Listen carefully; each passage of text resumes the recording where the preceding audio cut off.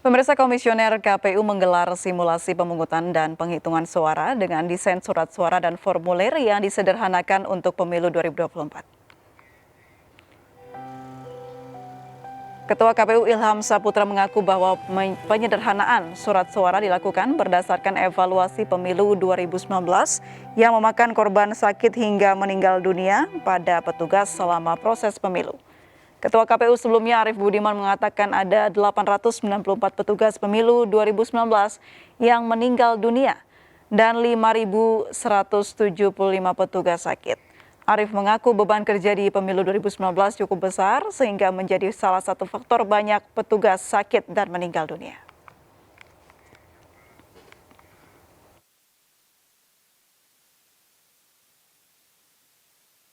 Pemirsa, Komisioner KPU menggelar simulasi pemungutan dan penghitungan suara dengan desain surat suara dan formulir yang disederhanakan untuk pemilu 2024. Lalu seberapa siap persiapannya? Untuk membahasnya sudah bergabung bersama kami Pak Nurdin selaku Ketua Divisi Teknis Penyelenggaraan KPU Provinsi DKI Jakarta. Selamat sore, Assalamualaikum Pak Nurdin.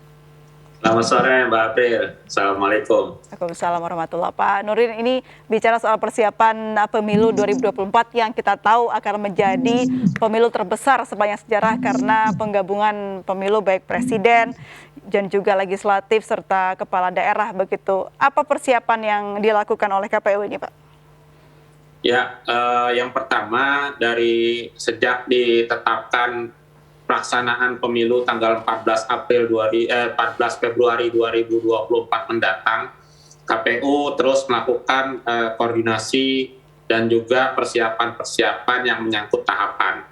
Nah, sebagaimana kita ketahui dalam proses pelaksanaan pemilu itu nanti, pelaksanaan awalnya itu nanti kalau di dalam undang-undang itu kan paling lambat 20 bulan sebelum menjelang hari H. Artinya tanggal 14 Juni nanti tahapan itu sudah harus dimulai.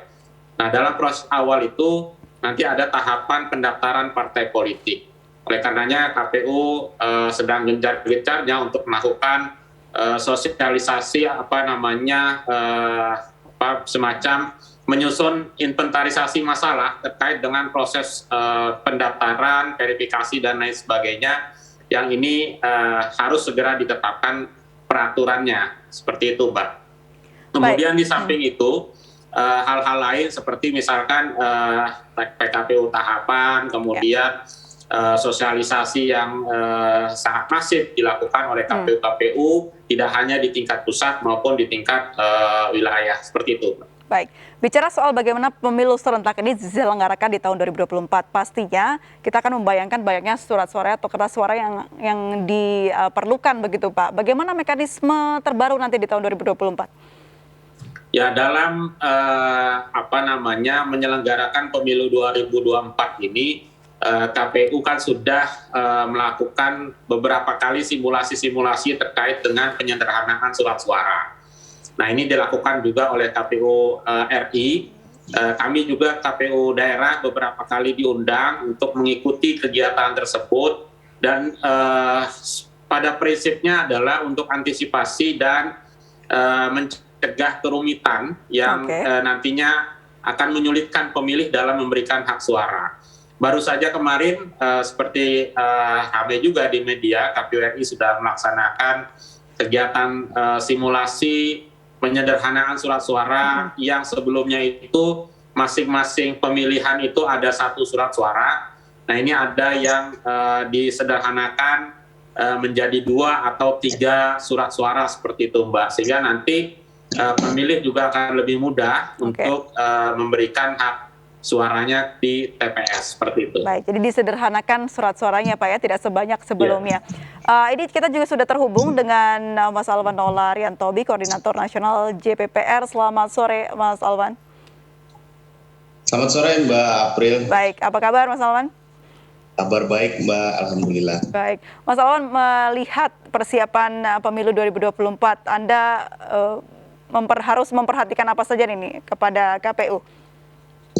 Iya, terima kasih Mbak April, Pak Nurdin. Saya kira pemilu 2024 secara regulasi dia tidak terlalu banyak perubahan dengan pemilu di 2019 kemarin. Artinya konstitusi kita atau undang-undang kita masih menggunakan Undang-Undang 7 ya tahun 2017 tentang pemilu. Yang harus diperhatikan adalah kita membayangkan kompleksitas pemilu 2019 kemarin, lalu kemudian perkembangan di 2024 masih pada hal-hal yang menurut saya adalah problem klasik kita ya, problem klasik dari setiap tahapan. Kalau tadi Pak Nurdin sudah membicarakan soal bagaimana penyederhanaan partai, saya kira problem-problem klasik kita seperti verifikasi partai, lalu kemudian memastikan hak pilih atau kemudian memastikan daftar pemilih kita tidak bermasalah, dan dalam konteks digitalisasi kita kemudian bagaimana ingin mengurai bahwa penyebaran berita bohong atau hoax itu tidak lagi kemudian menjadi presiden buruk yang menyebabkan tensi politik kita kemudian terpecah belah. Nah itu pembaruan atau isu-isu yang kemudian menurutku penting. Oleh karena itu bagaimana kemudian kita mengatur satu sistem pemilu kita ke depan yang secara administrasi juga dia tidak membebankan penyelenggara dan pemilih, begitupun juga dengan membangun satu sistem tahapan yang lebih simpel ya, dan kemudian tidak memakan korban pada proses pelaksanaannya. Dan di lain hal ya, pada konteks sistem pemilunya 2019 kita kemudian berada pada satu tingkat partisipasi yang tertinggi, dia sekitar masuk pada 81,9% tingkat partisipasi, tetapi dengan menggunakan sistem pemilu kita yang proporsional, banyak juga ternyata suara-suara itu terbuang sia-sia misalnya. Kalau kita lihat satu persatu, jumlah suara sah di pemilihan presiden ya itu hanya 2%. Tetapi jumlah suara tidak sah ya di pemilihan legislatif itu sangat tinggi ya, hampir 11%. Artinya proses penyederhanaan pada konteks bagaimana menjamin hak politik itu juga menjadi penting sekali. Oke. Saya kira itu Mbak April. Baik, berarti sistem atau mekanismenya harus dimatangkan kembali. Saya kembali ke Pak Nurdin. Pak Nurdin, kalau tadi diutarakan bahwa akan ada penyederhanakan surat suara untuk mengurangi beban. Apakah ada sistem baru yang diberlakukan terutama untuk penghitungan surat suara yang kita tahu ini memakan banyak korban karena terlalu banyak di tahun 2019? Ya, memang di pemilu 2024 nanti seperti yang disampaikan oleh Bung Alwan tadi, secara regulasi memang masih seperti pemilu 2019. Okay. Tapi ada pembaruan-pembaruan yang dilakukan oleh KPU terkait dengan inovasi dalam hal penggunaan teknologi informasi. Seperti misalkan digitalisasi data ya yang sekarang lagi digencarkan oleh KPU. Di samping itu misalkan dalam verifikasi partai politik juga lebih menekankan kepada penggunaan teknologi informasi yang namanya SIPOL dan lain sebagainya. Nah, terkait dengan proses penghitungan suara, ini juga sedang dilakukan. Ini seperti pemilu kepala daerah tahun 2020 kemarin, yaitu dengan menggunakan Sirekap. Cuma memang aplikasi ini sedang dilakukan updating ya, dan untuk penggunaannya secara maksimal gitu dalam hal nanti rekapitulasi rekapitulasi penghitungan suara ketika selesai hari H, seperti itu Mbak. Baik, saya kembalikan ke Mas Alwan. Mas Alwan, seperti apa tanggapan Anda? Ini ada tambahan bantuan teknologi informasi yang digunakan untuk menghitung suara di tahun 2024. Apakah cukup? Ya, kalau bicara teknologi itu KPU dia sangat dekat dengan teknologi. Jadi hampir semua proses tahapan KPU itu selalu menggunakan teknologi.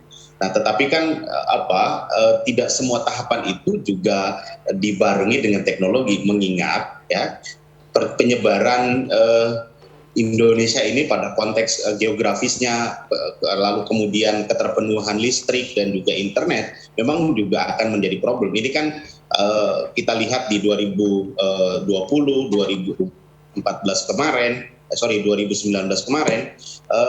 kan banyak misal muncul SIPOL, lalu kemudian bagaimana menggunakan aplikasi hitung-hitungan cepat dan lain sebagainya. Hal yang paling sederhana menurut saya adalah bagaimana kemudian kita mampu menyederhanakan sistem administrasi pemilu kita yang terlalu banyak itu harus disederhanakan. administrasi pemilu yang kemudian menyebabkan orang kelelahan di 2019 kemarin ya. Misal banyak dokumen yang harus ditandatangani. Menurutku itu bisa bisa dikurangin, lalu kemudian bagaimana menggunakan teknologi itu pada bagian yang mana. Misal mempercepat informasi supaya masyarakat memudahkan mendapat informasi, saya kira itu penting sekali. Tetapi teknologi itu juga harus dibarengi pada soal efektivitas ya. Efektivitas bagaimana penggunaannya. Saya kira penggunaan teknologi itu tidak kemudian menjadi satu penolakan, itu harus diterima dengan baik. Tetapi bagaimana kemudian efektivitasnya dan kemudian bagaimana kajian dari sisi kendala-kendalanya. Nah, yang terakhir menurutku adalah penggunaan teknologi itu juga harus dibarengi dengan proses pendidikan pemilih yang berkelanjutan. Agar masyarakat bisa menggunakan, ya penting juga untuk memberikan edukasi politik terhadap masyarakat supaya menggunakan teknologi dan bagaimana memahami pemilu itu sebagai sesuatu yang mudah. Baik, sistem pembaruan ini dengan cara menggunakan teknologi yang baru ini, apakah sudah cukup untuk mendefinisikan begitu bahwa penyelenggaraan KPU di tahun 2024 ini akan berjalan lancar? Kita akan bahas ini, namun kita harus jeda terlebih dahulu. Tetaplah bersama kami di MNC News.